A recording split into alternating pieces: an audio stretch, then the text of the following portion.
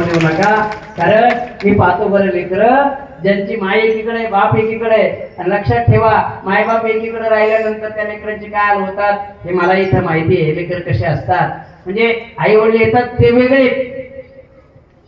वेगळे असून आई वडील येतात ते वेगळे सांगतो, पण आई वडील एकीकडे असल्यानंतर कोणीच येत नाही त्या लेकरांकडे पाहायला.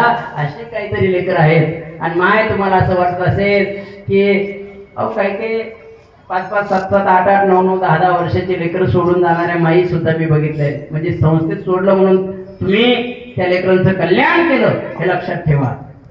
पण हेच लेकर जर बाहेर सोडून तुम्ही निघून गेलात तर ते लेकर अरे उद्या तुम्हाला तोंड कशासाठी जीवन जगायचं आहे. आणि माझी तुम्हाला विनंती आहे दादांनो, तुम्ही रात्रंदिवस पैसा कमवता कशासाठी?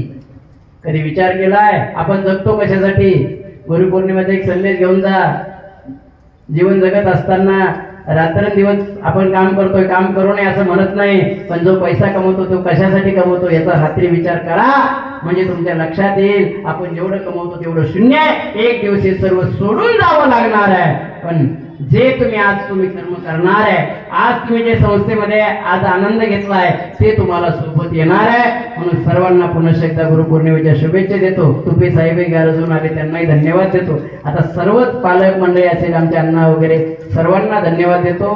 कारण काय प्रत्येकाचं नाव उल्लेख आता करायला वेळही नाही.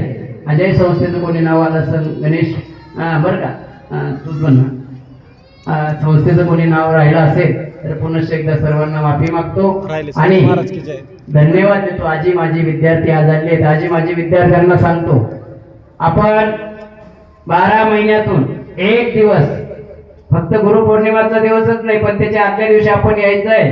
गुरुपौर्णिमेची तयारी करायची आहे.